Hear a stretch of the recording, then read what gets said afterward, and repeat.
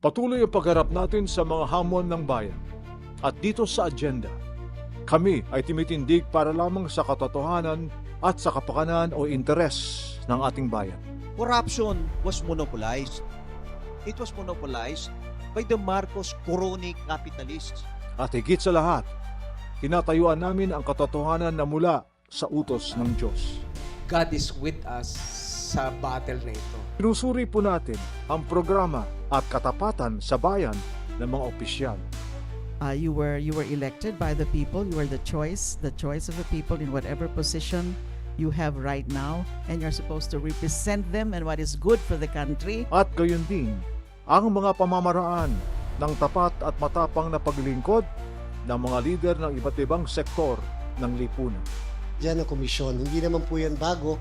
Hindi rin po yan yung mga insidente na ngayon lamang sumusulpot. Wala pong lugar dito ang fake news o disinformation na tunay na banta sa katotohanan ng ating karanasan bilang mga Pilipino. We must all continue to stay strong, healthy, safe, and truly free. Samahan niyo po kami sa patuloy naming pagsulong sa katotohanan ng pag-ibig at pangangalaga sa ating bayan at sa kinabukasan ng bawat Pilipino. Dito lamang sa agenda. Philip Morris International says its addictive heated tobacco product, IQOS, is only for adult smokers. But a new leaked document from an internal whistleblower reveals IQOS marketing plans that suggest PMI is eyeing a much wider audience. The 2019 document from Philip Morris Japan showed the company planned to influence dentists, government officials, and other authorities, and even planned to have a presence at the Tokyo Olympics. Why? To manufacture widespread support for its harmful product. This heightens other concerns that have been raised about a flagship product from the world's biggest cigarette corporation. Experts are questioning, are the emissions from IQOS actually smoke? How much nicotine is really in IQOS? What dangerous ingredients do its emissions contain? Now, evidence suggests that tactics from the marketing plan are being used around the globe. If it is successful, PMI might be on its way to creating a new type of tobacco epidemic. With lives at stake, should you really believe what PMI says about IQOS? Learn more at exposedtobacco.org. Okay, good morning, everyone. Good morning, our guests. Good morning to you all. Welcome to our Agenda Kapihan, episode May 30, 2025. I am Twinkle Valdez, and today we are going to tackle about vaping and this HTP na talagang it's so popular nowadays, especially with the children or the youth. Yes, globally, youth vaping is on the rise. In 2022, 12.5% of adolescents in the WHO Western Pacific region used e-cigarettes, significantly more than adults. In addition, use of heated tobacco products or HTPs is gaining ground, with a 2023 study showing that 3.9 of adolescents aged 13 to 15 in the region had used HTPs in the past 30 days. In the Philippines, imagine this, the number of teenage vapers rose dramatically from over 37,000 in 2021 to more than 423,000 in 2023. Very alarming, and an estimated 6.5% of Filipino youth aged 13 to 15 currently use heated tobacco products, according to the latest available data from the Global Youth Tobacco Survey. And despite existing regulations, youth-focused marketing tactics such as bright packaging, the flavors, iba-ibang flavors, there's this bubblegum flavors, the fruity flavors, that the youth are now being attracted from this to this product. So today, we have here as our guest to give us more information, details, and very comprehensive informations about vaping, about this HTP, and what are the effects that it gives to our, especially the younger generation. Okay, so right here at my right is Dr. Sophie Brasnell. She's a research associate in the Tobacco Control Research Group, University of Bath, UK, a partner of STOP. She previously studied human biology and forensic science and worked in health and social care. Her PhD centered on tobacco industry approaches to harm reduction science and whether these approaches help or hinder public health. Sophie has acquired extensive knowledge on heated tobacco products, or HTP, and tobacco industry science. And to our far right is Dr. Rizalina Raquel H. Gonzalez. She's a fellow of Philippine Pediatric Society, chair of PPS Tobacco and Nicotine Control and Cessation Advocacy Group. And to my left is Dr. Mariser Glaire, adult infection disease specialist at the Makati Medical Center. She has been a leader in treatment and research on tuberculosis and multi-drug resistant tuberculosis. Working on smoking cessation. Oh, God willing, my gosh, smoking talaga is really not good for our health. And to my far left is Von Vincent Tanchuan, communications lead of the Take Back Our Future campaign by the Positive Youth Development Network. The campaign aims to expose tobacco industry tactics in targeting the youth and to empower young people to take back their future by living healthier lifestyles. So, now we go first to Dr. Sophie Brasnell. So, first, on the lighter side, how's your stay here in the Philippines? It's amazing. Thank you so much for being so welcoming. We are so fortunate to have you here, so you can give us more information, more insight regarding this HTP and vaping.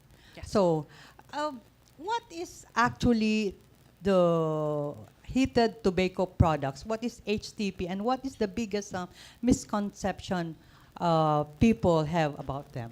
So, heated tobacco products are quite new.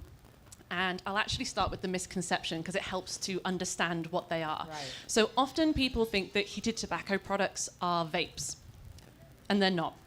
So with vapes, you have an electronic device, right, which many of us see, but what it heats inside is usually nicotine plus, flavorings and sweeteners and such things.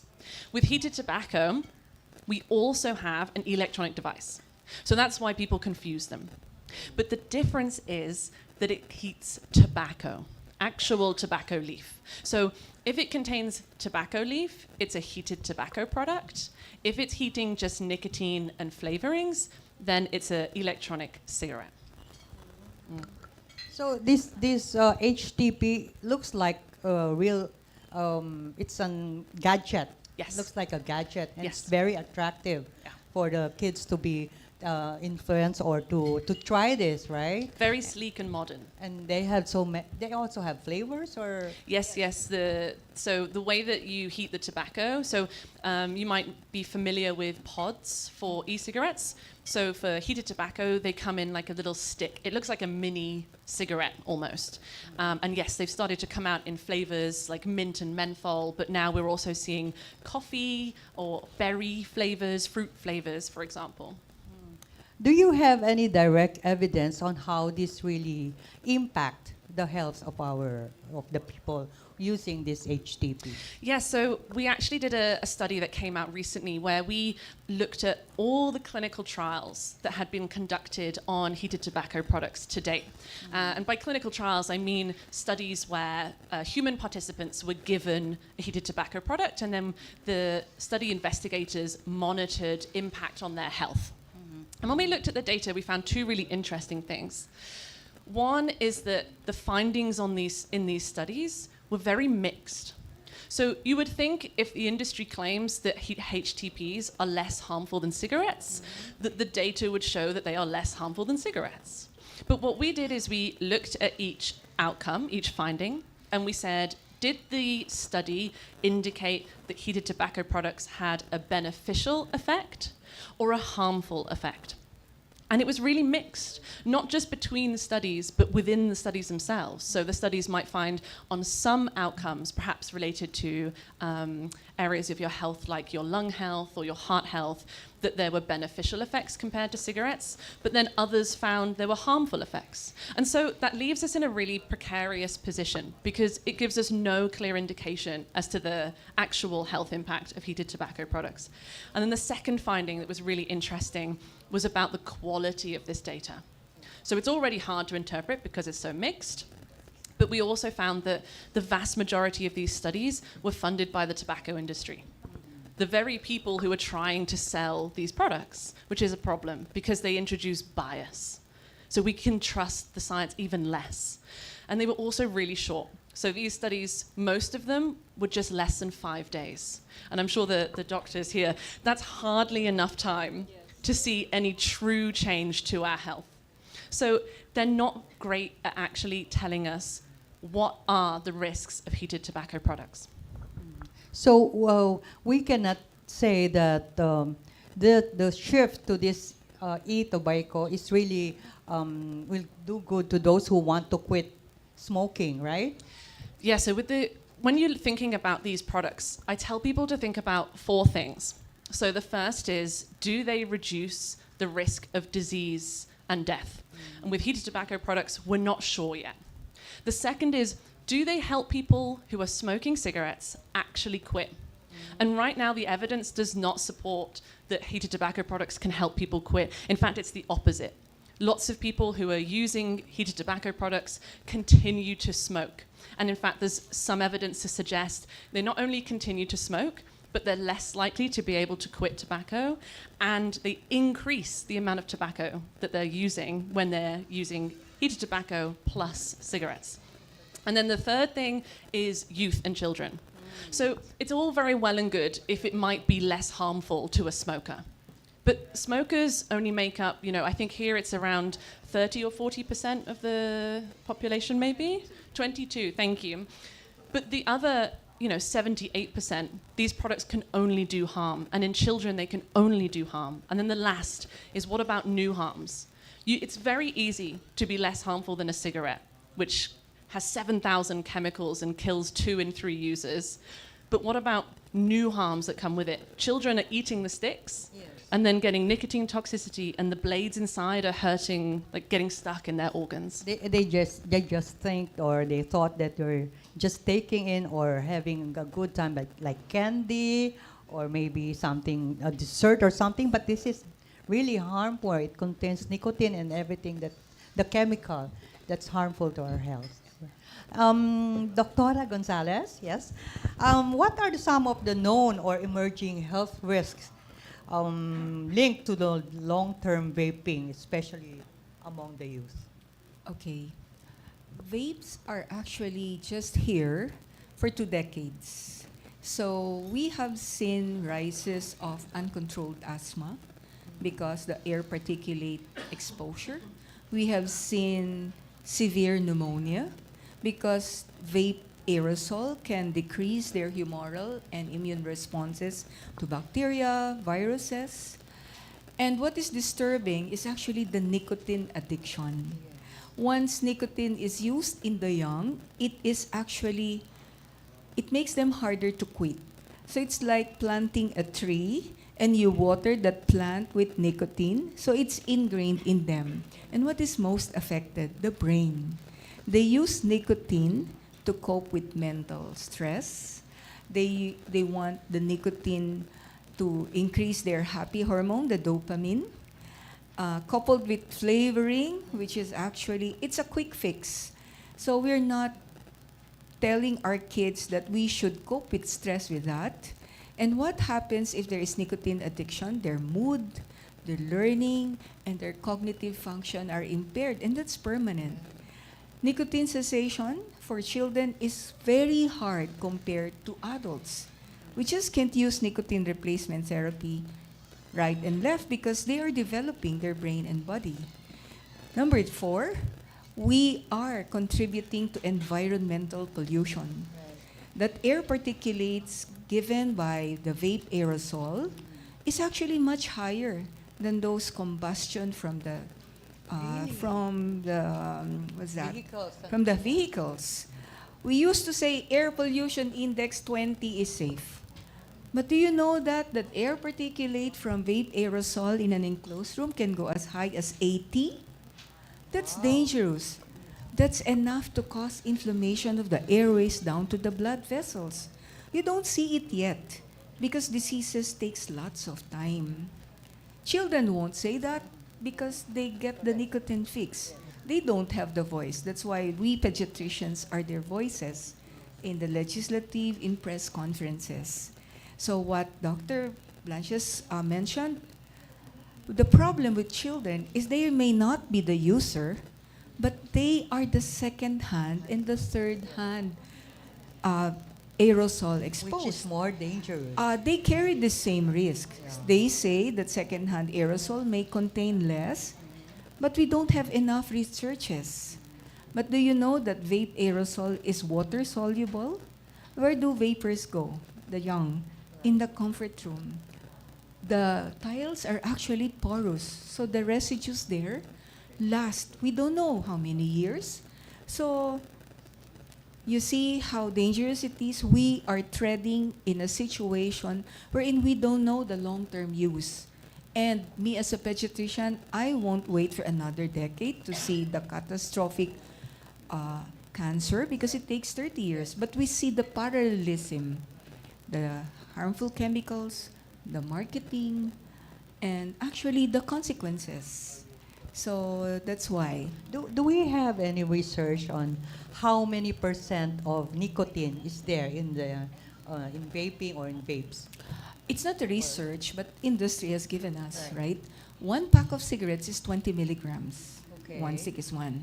But for vape, especially the new generation, the disposable, it can be as low as 3 or none, but there is really none, to as high. Our RA 11900 has allowed 65 milligrams of nicotine.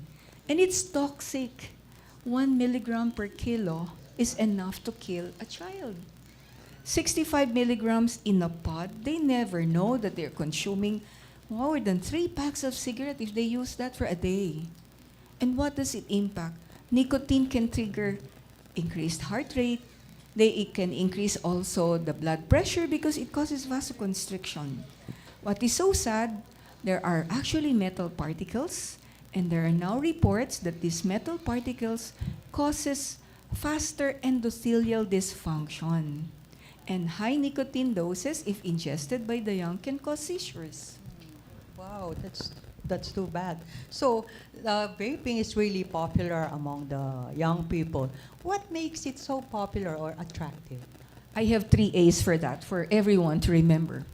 Vaping is actually available in our country. Online and physical stores. Online, they say they can regulate at 18. But you know how children can just say 18 or make themselves a little older. Physical stores, what is sad is we have 24/7 vape stores around. So what does it suggest? It is a commodity? It is an essential item? Well, in fact, no. Okay. It is attractive. It has colors, it has flavors, it has different designs which are kid-friendly. Nakakita po ba kayo na dati, di ba, air purifier? Ngayon, kids would have lanyards, they have silicone coats, they have cartoons and all.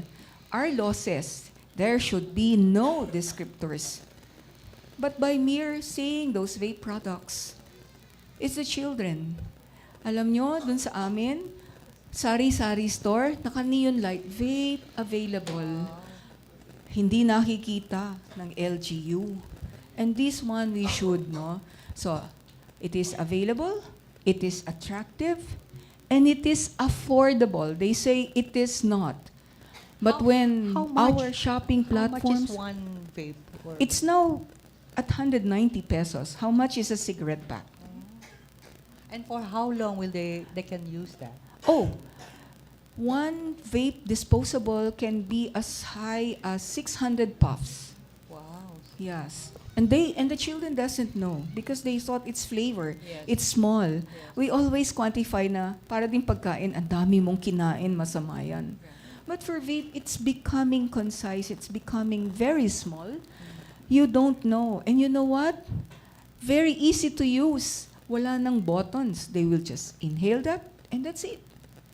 They can conceal it. They can put it in their, pencil cases. It's available, it's attractive, it's affordable. These three makes it a big hit to children.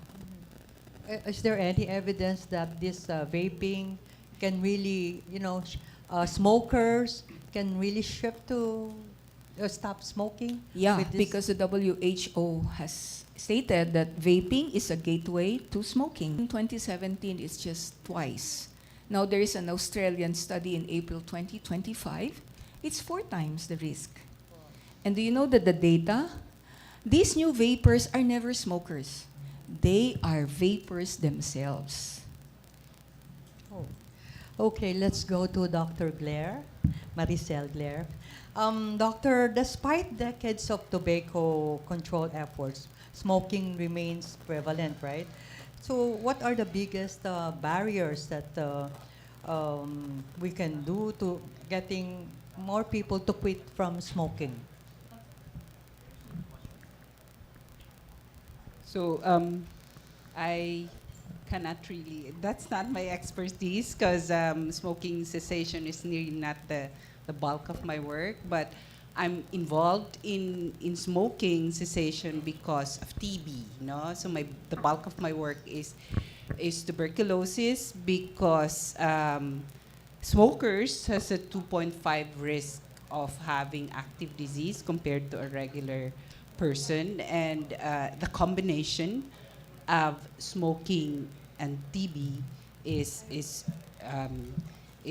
because if you're a smoker, you have a weak lung, and there's the treatment becomes the failure rate becomes higher, recovery rate becomes lower.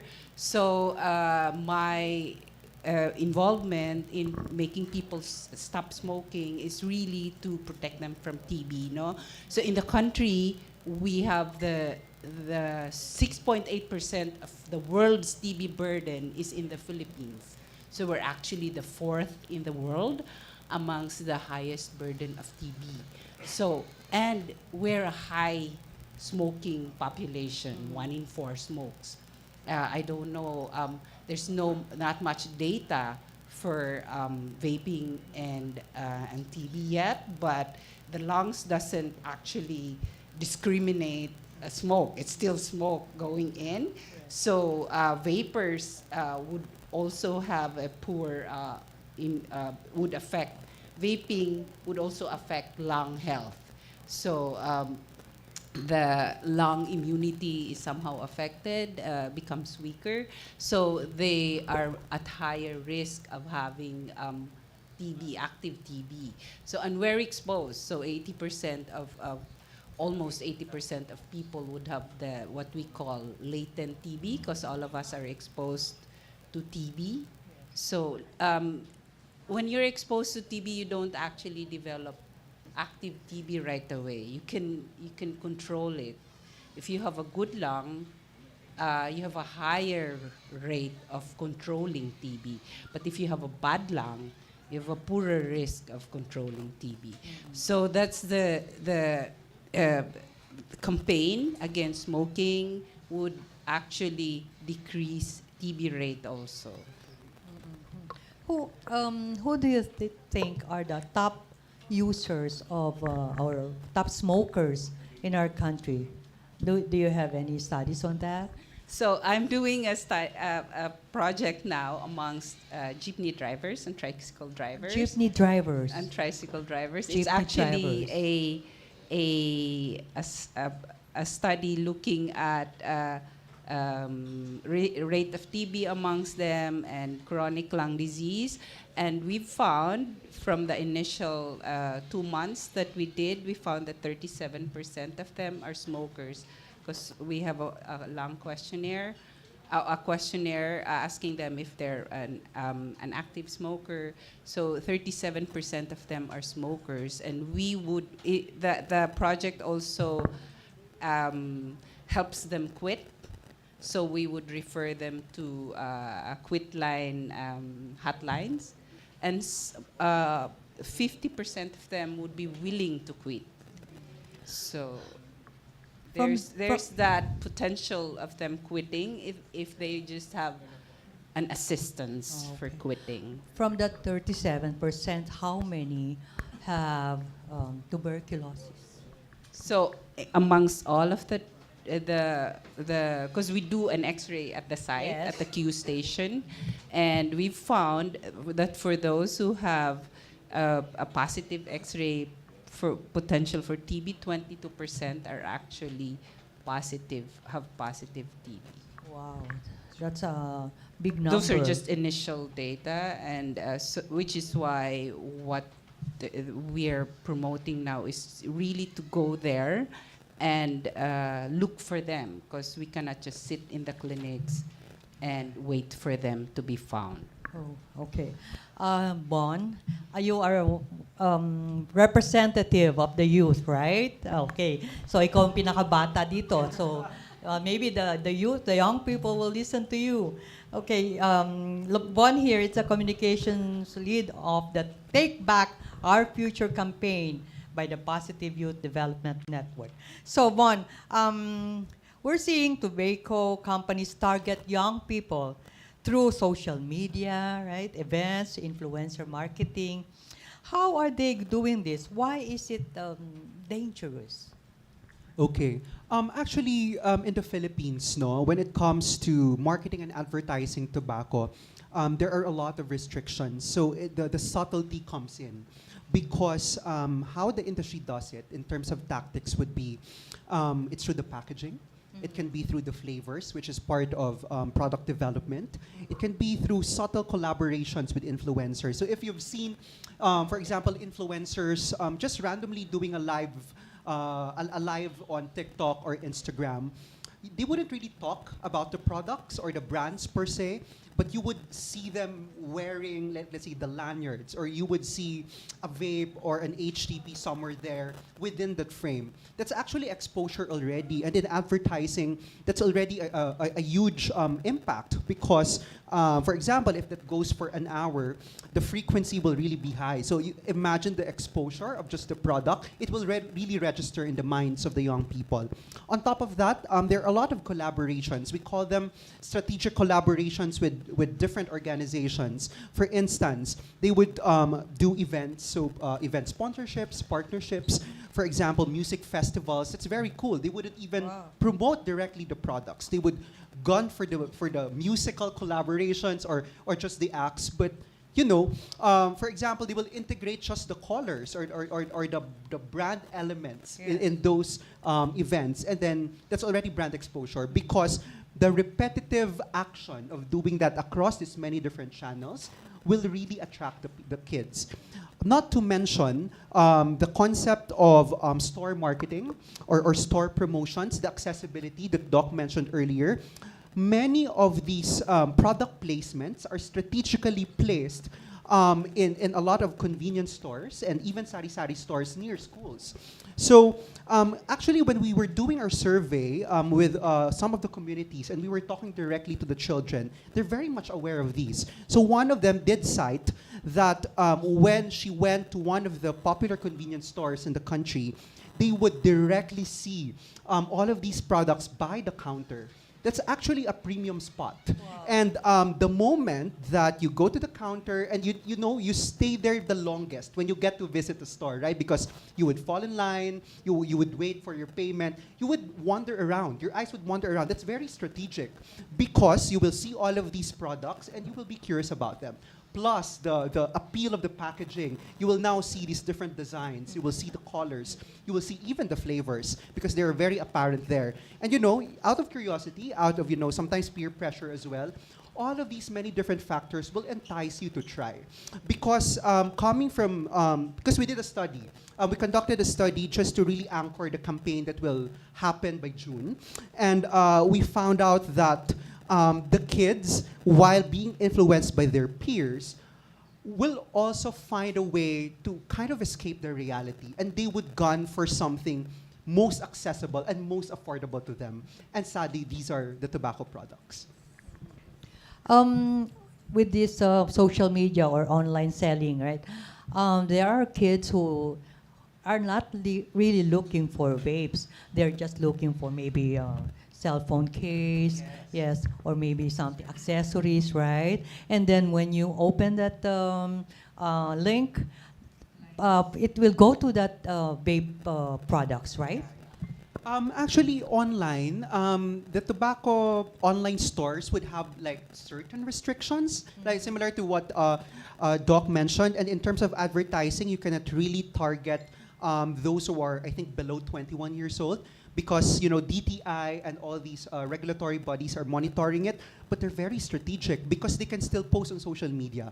And again, the influencer collaboration. So if you bundle them together, for example, you partner with an influencer. That influencer has like 2 million followers just on TikTok. That content wherein they are adding there or exposing there these different products, that will cross over to all the other platforms as well. So that would include Facebook, that would include Instagram, and all these many different channels. And then from there, the algorithm will work, because if people kept on patronizing these influencer content, naturally, they will be exposed to more and more. That's how the digital channels work, right?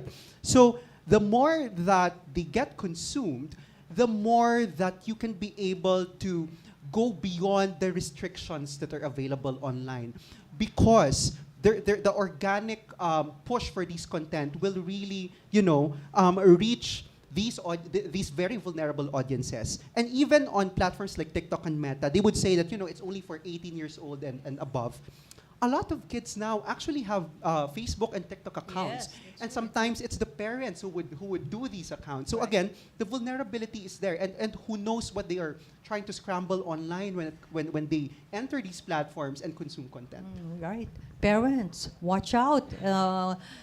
Always check on the kids on what they are looking at or what they are buying online, right?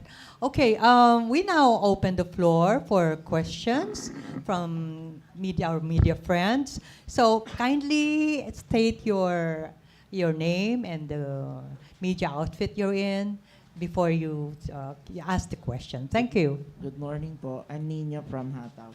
I would like to ask a question, and anybody can answer it. What should Filipino policymaker be aware of when considering regulation for heated tobacco products? Thank you for that question. The first thing is to look out for conclusive statements, because as I've said, the evidence isn't there yet to show that these products are definitely safer or going to reduce the risk of disease. And so don't believe any statement that says for a fact heated tobacco products are safer.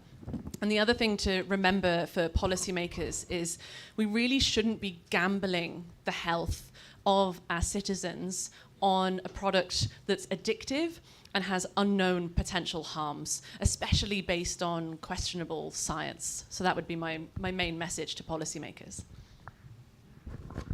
Okay, yes, sir. I'm wondering, do we have a intention here to have a new law that will ban heated products? Do you intend to do that? Do you intend to ask Congress to ban vapes and all of that? Because I think the findings of the doctor kanina are correct. I'm actually a user. Ricky, you're not a good... What she said was actually correct, because this one, in one puff, I consume three like this. So you need This one. Right? So it's actually correct. Eh. So Do- if you want to ban it, I think there's sufficient time, probably in the 20th Congress. Do But we- I'm more concerned about the enforcement. Yes. Because in Hong Kong and in Japan, well, in Hong Kong, vapes are wala na eh, di ba? But there's designated smoking areas. So do you intend to to propose that thing? So that because that's actually one form of enforcement and limitation. So do you intend to propose that in the 20th Congress? Audio. We have been lobbying for that since 2017. What is actually hard is e-cigarettes or vapes does not have tobacco product. They have nicotine. It has been replaced by flavorings and humectants, the propylene glycol and the vegetable glycerin to create the smoke using the heating device. But it's actually marketed as harm reduction. But for children, it's not harm reduction. What did they say? The WHO survey, these new vapors are children, so they are harm introduction for children. Now, with heated tobacco products, the name itself, it's still tobacco. We have the Tobacco Control Act of Yes, 2004, correct. so it should be there. It should be there. So no matter they say it is micronized, it doesn't use combustion, it's still tobacco. Because there's less smoke there eh, Yeah. in the HTP. Yeah. I asked one of those vapors and the smokers, what is in there in cigarette or in vaping that you really hunt? Humans are actually basically want something pleasurable, the hand to mouth. So the vaping, hand to mouth, heated tobacco product, hand to mouth. Children who loves to experiment with devices. So vapes, heated tobacco. You know what? Before that heated tobacco product is just like as big as the iPhone. Now, it is so small, it is colorful, and they put flavors. So whom are they So marketing? it's not the smoke. Kasi The sabi nila children. yung mga vapors daw, kaya nagano sila because of the smoke. Usually, Usually. is the pleasure of putting into the So mouth. doctor, any tips for me? Ah. The reason why I nagpunta ako dito because I really want to lessen Yes, but my the consumption. role of tobacco control is to quit, not to shift, Not to shift. not to shift. So that should Pero be your yung step cold down. turkey kasi si and Attorney T, then- sinabi sa akin yan eh. Yeah, that should be a Yung- step down. And for tobacco cessation, we're just giving you 3 months to do that. There is actually a shortcut. Delay if you have the urge.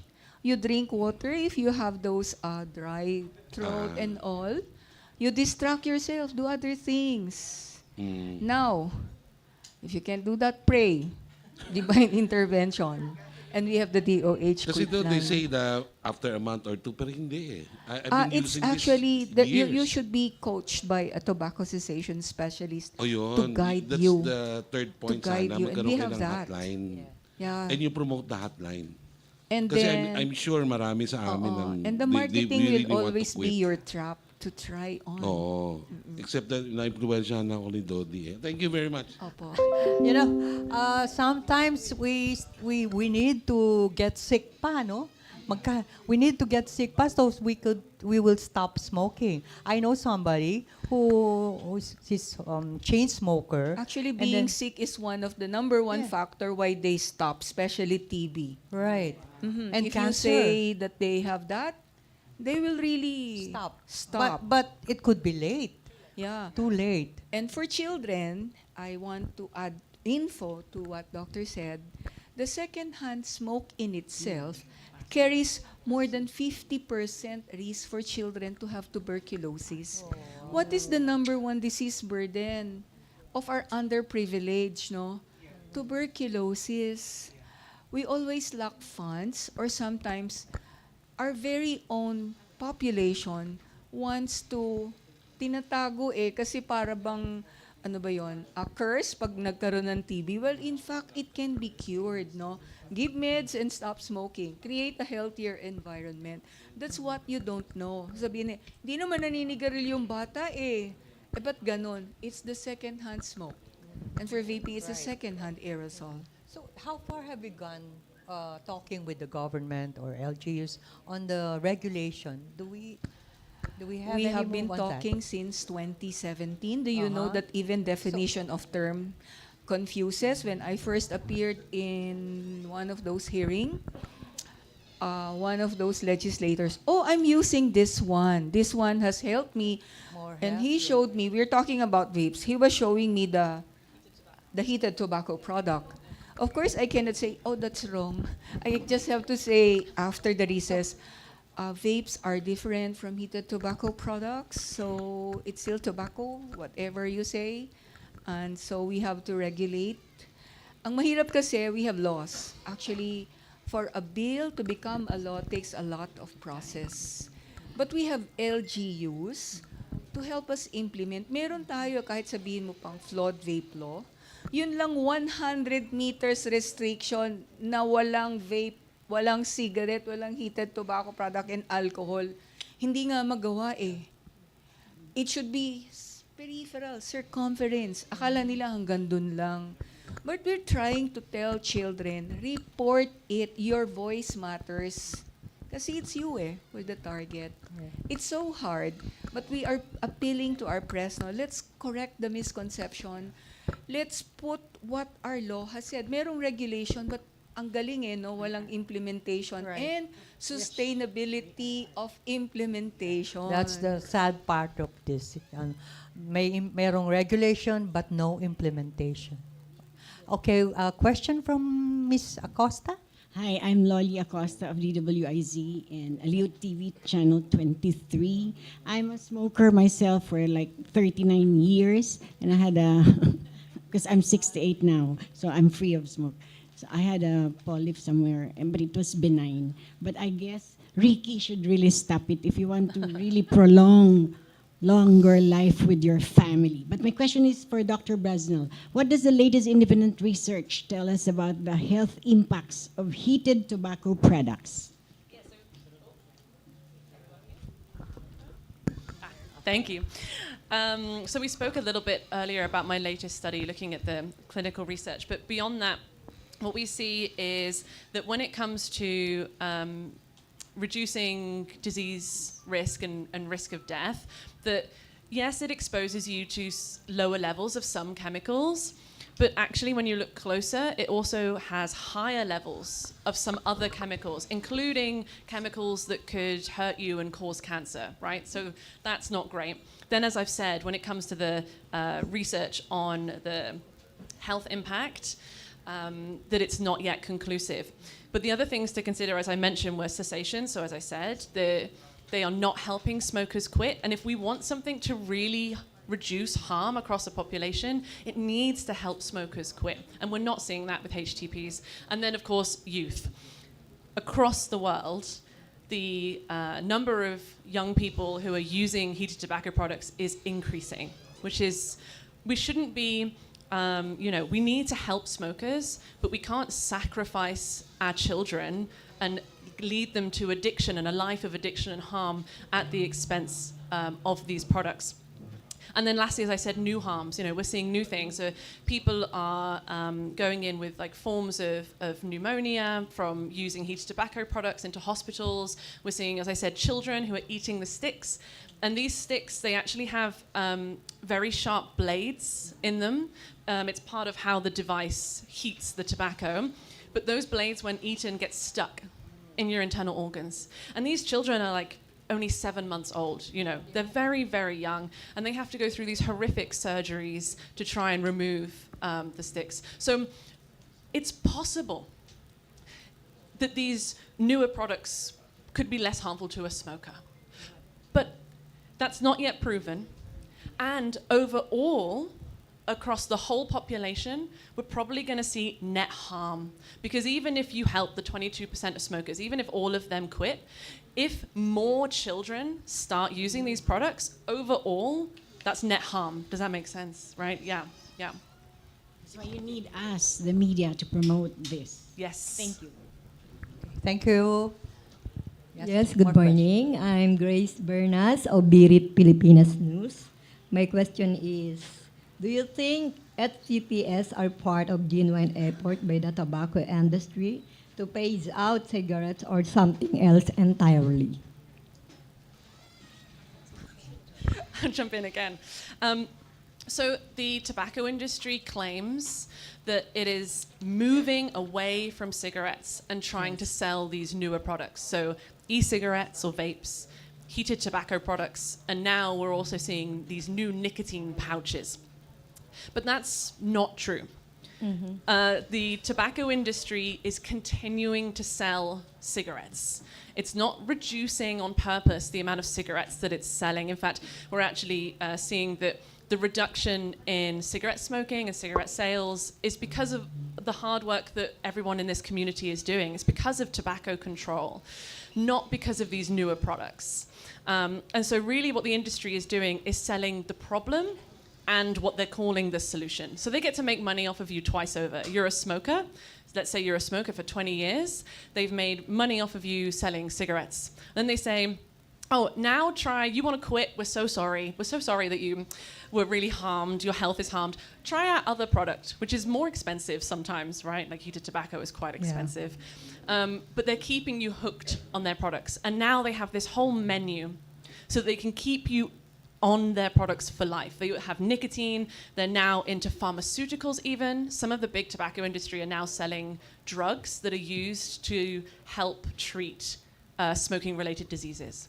So they make money off of you in the beginning with cigarettes, then they switch you to another product, they make money off of you again, and then when you're trying to get better, they make money off of you again. So yeah, they're definitely not transforming the way that they say. Okay, thank you, Ma'am. I would like to add, Yes. that's why I don't want to use creating a smoke-free world. Because one of those big companies, which is marketing cigarettes and that of heated tobacco products, has the tagline, creating a smoke-free world.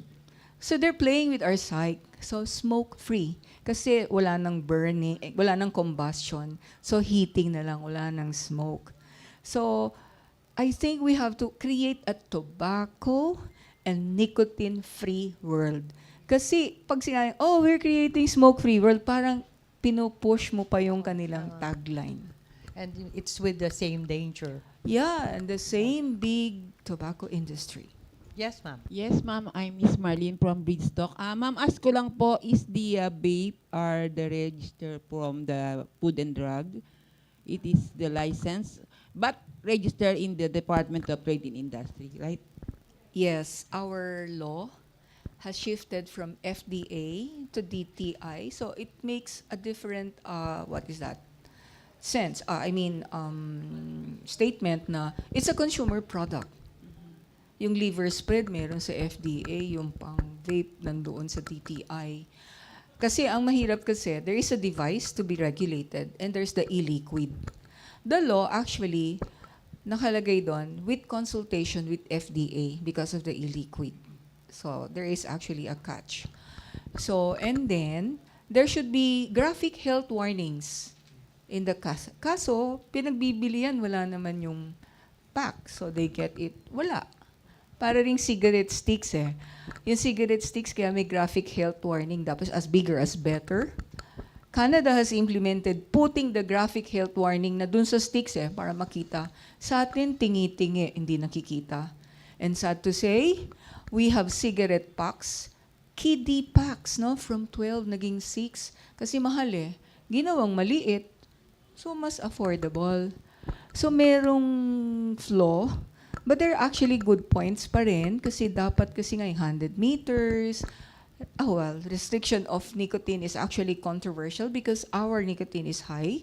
UK is just 40 milligrams. I really don't know. I've been questioning DTI. Where did you get that level, the 65 milligrams? Because it's going to harm even an adult who's going to ingest that.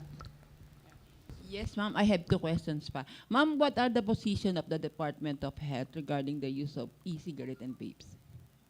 Ma'am, before 2 weeks ago, mayroon ng sinabi na vape is harmful. You have to say no to smoking and vaping by our DOH. The campaign is there, but the implementation and the reach should be there. Implementation. Oo. We don't hear too much about that, the campaign. Opo. Hindi masyado sana Di kagaya ng Yossi Kadiri, no? Right. Isama nila sa mainstream media like yung free TV with that kind of advertisement. Kailangan pa more education, more drum roll. Last questions. What can consumer, parents, and educators to do protect young people from being targeted by the tobacco industry? You should know the product themselves, because you cannot teach if you don't know the harms of the tobacco. So definition of terms: cigarette, electronic smoking devices. Electronic smoking devices, that's vapes, and the heated tobacco product. Simply stated, they are all bisyo, they are all harmful. You should not say, oh, this is least harmful. Wala pong ganong dapat definition. Wala dapat bisyo. You know what? I'm telling them, this advocacy is meant for our children. We're promoting clean air. We can never have clean air if there are smokers, vapors, and heated tobacco products. Second, the number one leader is actually the cigarette butt. Now we have vapes, we have heated tobacco products. There will be more disposable single-use plastics. There will be more batteries. There will be more chemicals leaching. Wala tayong provision for that. Yung ang sa news, 60 million worth of vapes confiscated. Ang question ko na, paano kaya dinispose? Yes. In Baguio, Yeah. in broad media, tinitignan nila, tinatanggal yung battery, tinatanggal ganyan. So, ito hindi ko alam anong ginawa dun sa 60 million vapes na illicit. Ay, hindi naman pwedeng ilaglag lang sa bangin or sa somewhere. Or recycled. I don't Or know. recycled. Illicit. Right. And siguro po to add lang also to this, no? Napaka-susceptible ng ating mga kabataan ngayon to direct marketing talaga. Right now, napaka-importante yung role pa rin of the parents, of course, of the educators, of our community-based workers, even our LGUs, of course. But the children have access. So they have access both online and offline. So I think it's high time that when we do campaigning, we also need to direct it to the children. As early as maybe 12 to 15, they need to understand these things already. Because may build-up po yan eh. You're trying to shape the behavior of people as early as 10, 12, 15 years old. So doon nila natututuhan ng mga bagay-bagay. You need to make sure that at that early age, you can be able to inculcate already in their minds na mali ito, bawal ito, the industry is doing all of this to you. And you need to take action. You really have to make a statement na hindi dapat kasama ang kabataan. And a lot of young leaders, young as they are, and a lot of our youth leaders are doing all of these efforts already in the community.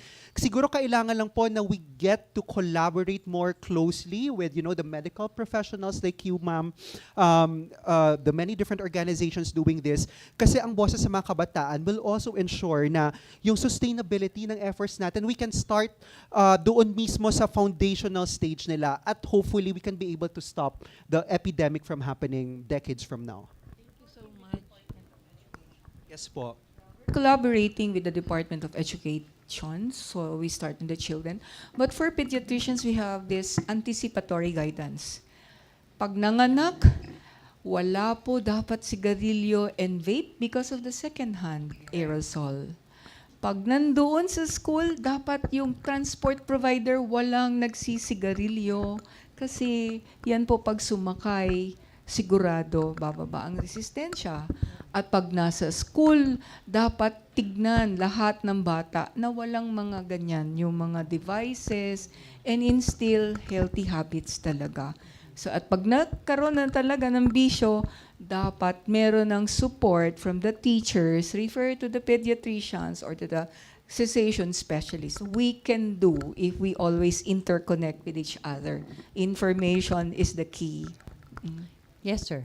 Yes, good afternoon, everyone. I'm Pili from Buhay Marino Diario. We cater to seafarers, one of the group who smokes a lot. Yes, seafarers, mga seaman. Apo. Yan ang kanilang pang-alis ng stress kuno. Yes. Ganyan. However, ang tanong ko po kasi, at this point in time, what is your opinion regarding the status of the sin tax? There are only two things kasi to stop us from smoking. Number one is to inculcate fear. I myself started smoking at the age of 12, and I'm now 71. In cold turkey, I stopped smoking during the start of the COVID, because of the fear. When I buy cigarettes and retails, the salesman will hold out the stick, and then I can be transmitted with COVID. And then the other factor, just like as you're saying, sir, yung packaging. Because yung packaging ng sigarilyo, it's already very fearful. So yun din ang dapat gawin sa vaping. Now, the other policies po, kagaya ng binanggit kanina, which is also somewhat na nagtataka kami sa industry. Bakit ang nagre-regulate is DTI? Siya, instead of DOH and other related agencies, which is ironically, mas nakakatakot kasi DTI concerns with commercial. Consumer products. So instead na regulate yun, nadidefeat yung purpose of keeping us healthy. Isn't it? Yes.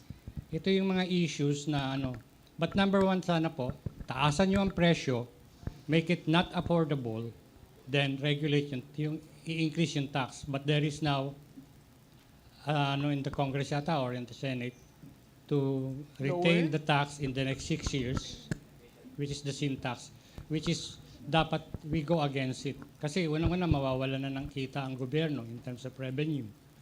Pangalawa, bababa ang presyo.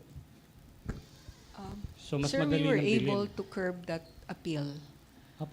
We should do an appeal on Yes, that. On the sin tax Senator po. Win Gatchalian was able to curb that appeal of lowering the taxes, the price of the cigarettes, because of the proliferation of the illicit cigarettes. It has to be sustained. We have to call that.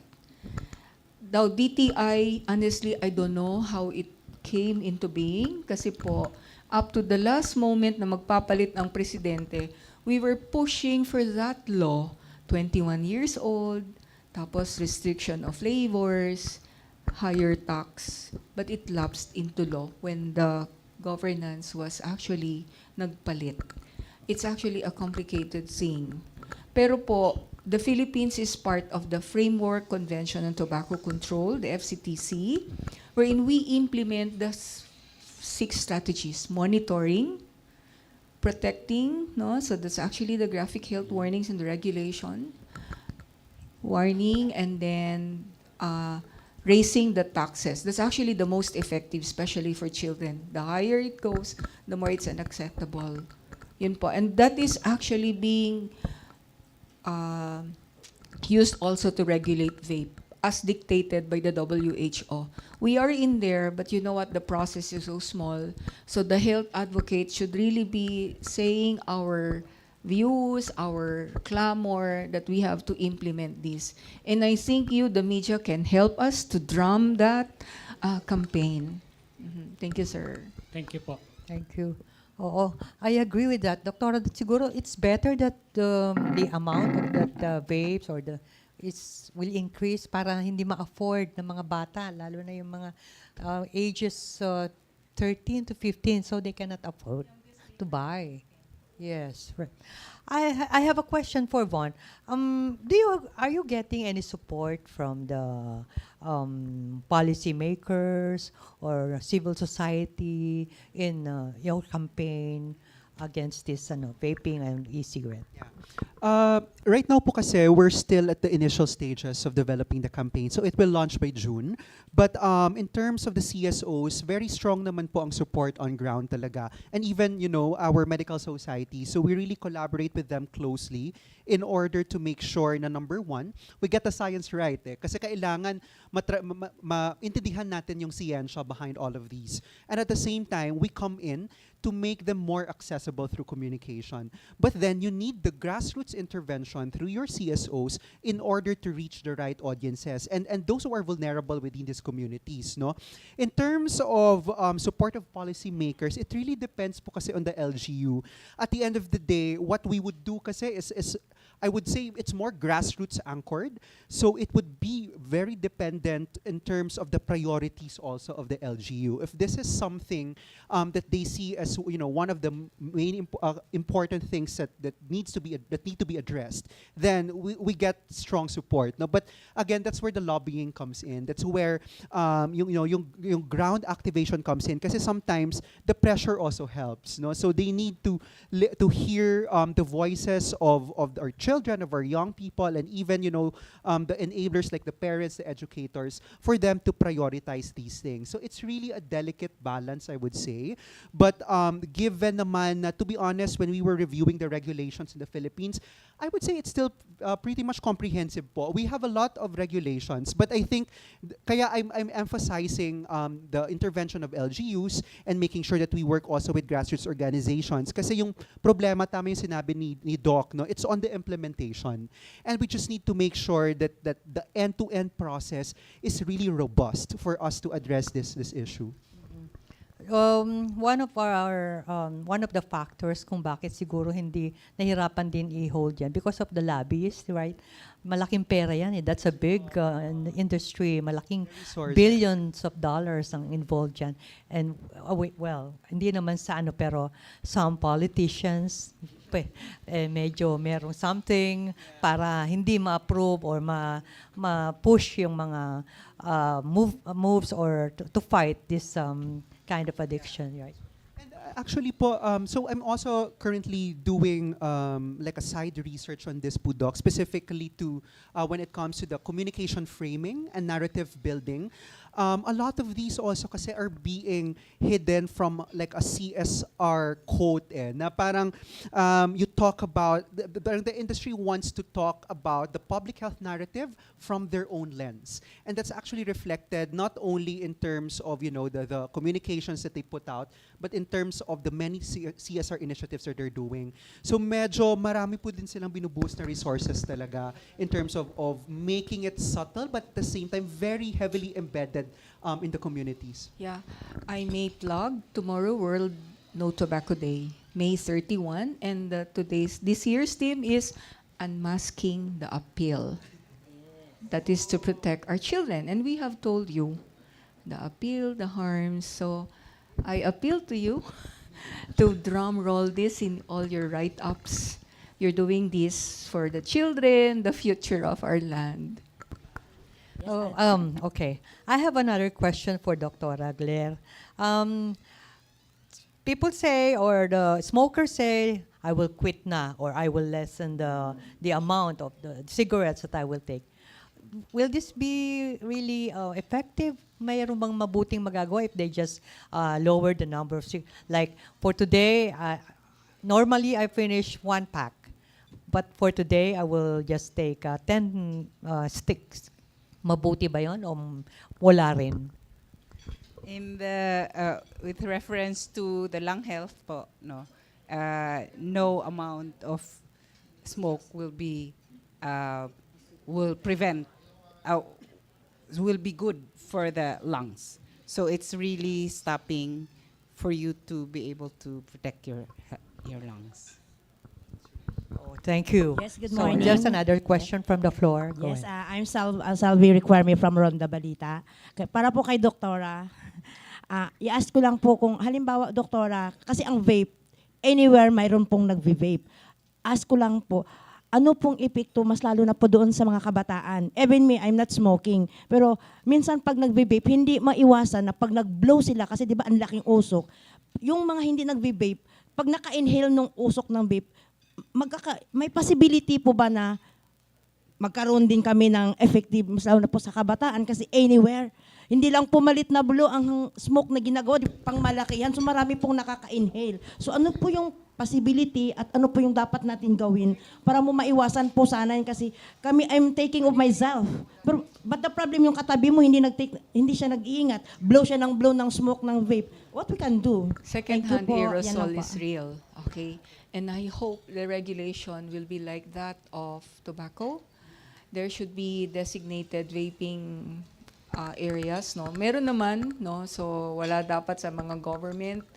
Kaso makikita mo na sa stairwell, nandun sa parking area, it is covered. Hindi dapat, no? So I think, no, the bad thing is yung education kasi akala nila user lang. But the bystander and the environment in itself are actually affected. So dapat talaga awareness of the harms of all these products are the same. Sabi mong minimal. Laging sinasabi ko, kasi cancer agents, di mo naman pwede i-quantify. So, kumain ka ng tusino from ganyan, mas maraming salitre. Kumain ako ng tusino na ganito. But they are still carcinogens. You don't know when your body will react to form the cancer or even diseases. So, dapat no, zero. So, we hope that there should be, yung tobacco natin kasi yung EO26, di ba, no smoking in public places. So, ang daming violation pa rin. Sana implement. Dapat yung vape din, no vaping in public places. Happy na ako pag ganun eh.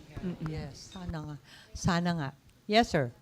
Erlo Bringas po from Net25. My question is for Doc Gonzales and Doc Sophie can also answer. Okay, do you think that education department should also do a like mitigation or initiative to educate the children that there is a harmful effect of this tobacco heated products? We've been collaborating with our Department of Education since 2017. They have the tobacco control, program among the teachers. Kaso medyo slow ang rollout. I really don't know. We in Southern Tagalog has actually collaborated with our teachers so that our lay fora will be incorporated into the science class. Hindi lang vaping, hindi lang smoking, pati alcohol. Gusto namin na i-ano.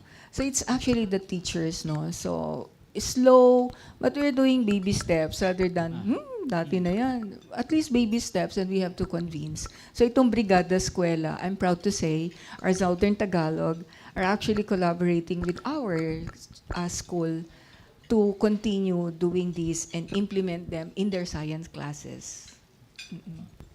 Follow up for Doc. Doc, okay, Doc Sophie. Go.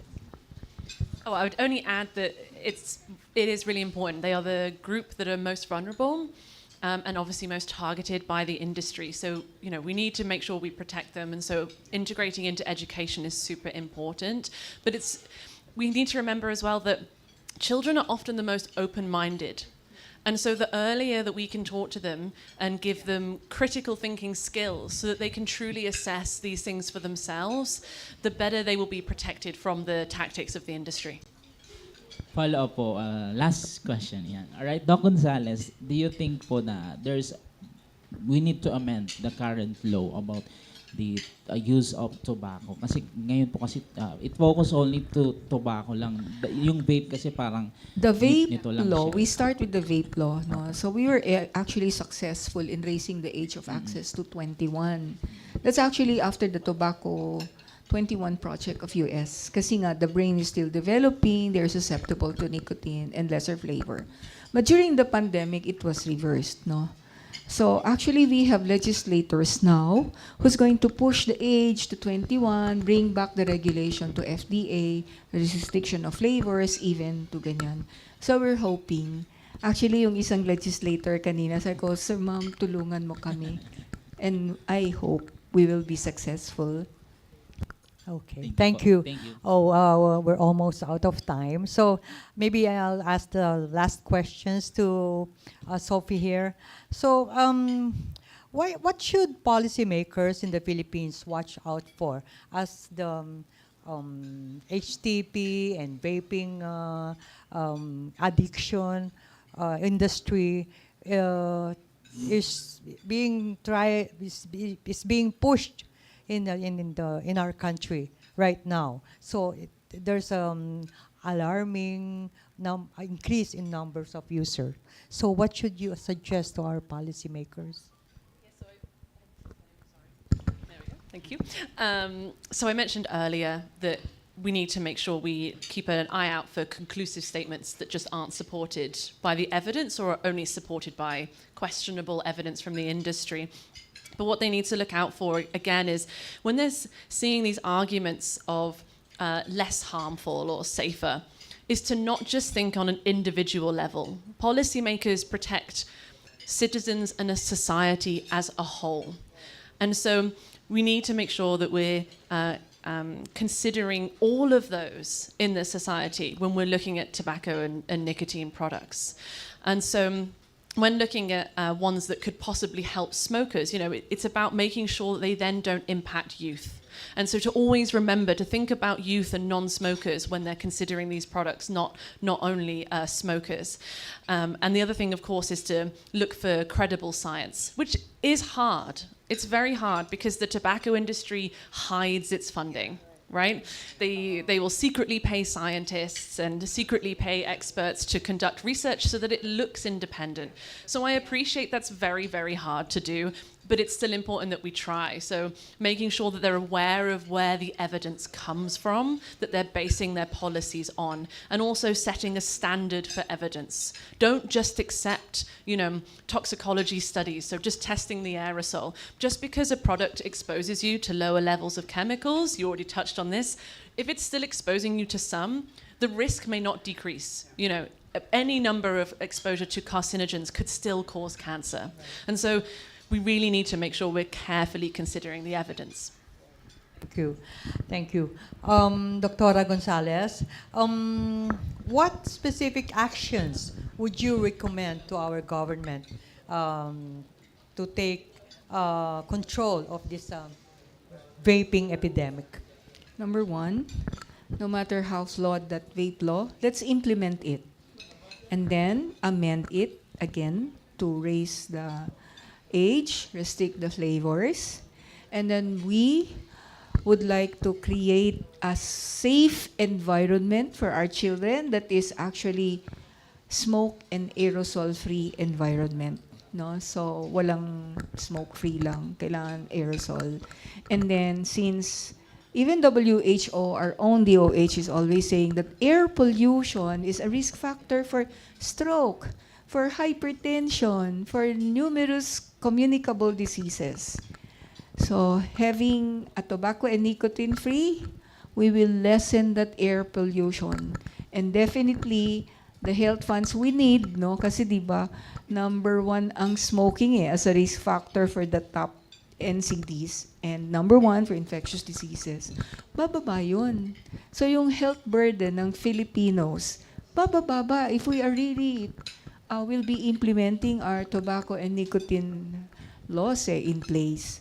So, yung nasa laylayan, yung research ni ma'am, yan jeepney and all, hindi yan nakakarinig sa TV, pero sila yung most affected. Pag sinabi yan ng doktor na itigil mo yan para hindi ka magkasakit ng mas malala o ikamatay mo, educating them is actually vital.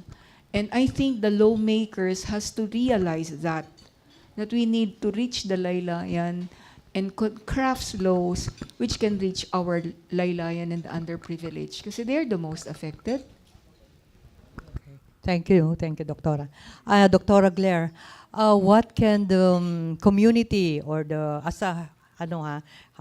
healthcare providers, what can local communities play in supporting smokers who really want to quit from smoking, even the vaping?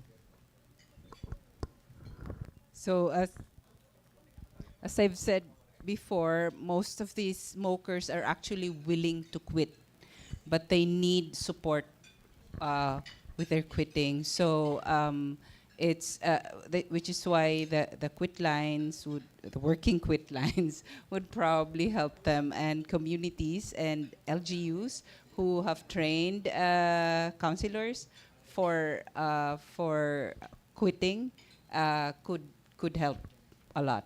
So as Doctora has said, the health burden would really decrease if we decrease these lifestyle issues that could impact on the health of our people. Okay, thank you.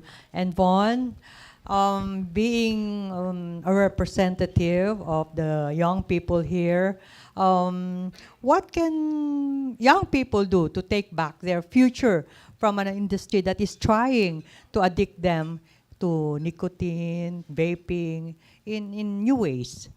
Napakasimple lang po, no? So they can begin with using their platforms. So napaka-accessible ngayon ng social media, no? You know how to navigate Facebook, Instagram, TikTok. Start from there. It's as simple as just posting something that, you are against this. You are against the products, you are against the industry manipulation and deception. And at the same time, ito yung stance mo when it comes to this. You can even play around with it. Pwede siyang maging fun din, no? While doing this advocacy, young as we are, we can be able to dance on TikTok and still promote this awareness, no? Yung awareness about tobacco products use, no?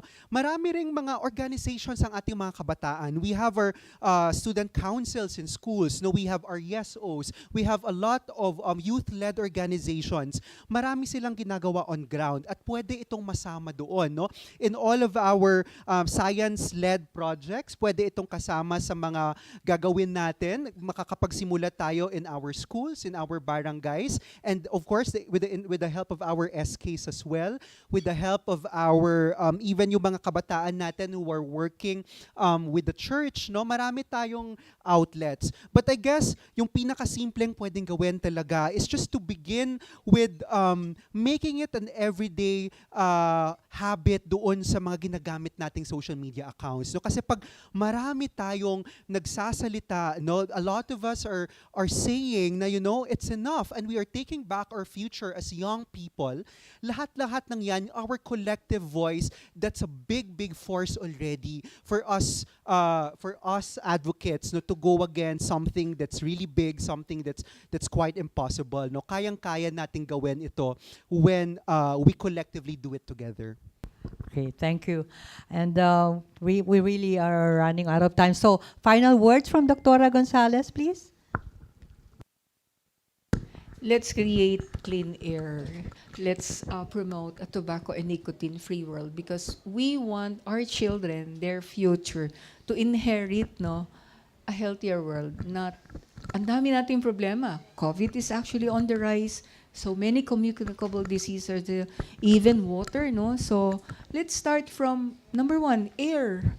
Clean air. We can only achieve that if we don't have any cigarette, vape, aerosol. So this is actually what's actually our mantra. Clean air for children. Less waste for our children. They deserve to inherit a better world. Thank you. Dr. Rizalina Gonzalez. Yes, Sophie, Doctora? Thank you. I would say to young people and to youth, don't be a lab rat or a guinea pig for the tobacco industry's products that are addictive and have unknown harms. Don't let them take away your free choice and your free will, and don't line the pockets of companies that are already making billions of dollars and are actively harming public health and the environment. Okay, thank you.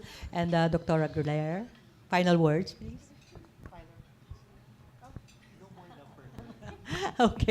Okay, so that ends up our forum for today, agenda. And I hope you parents, please watch out your children.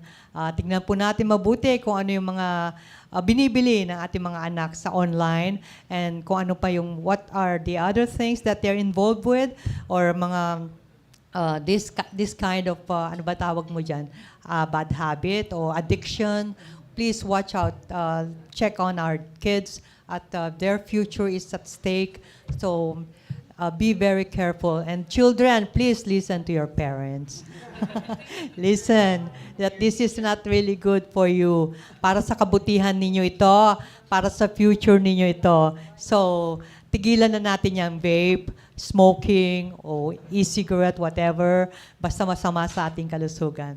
Thank you all so much for joining us today. And thank you, Dr. Gonzalez, Dr. Sophie, Dr. Blair, and of course, Pon. Maraming salamat and have a nice day.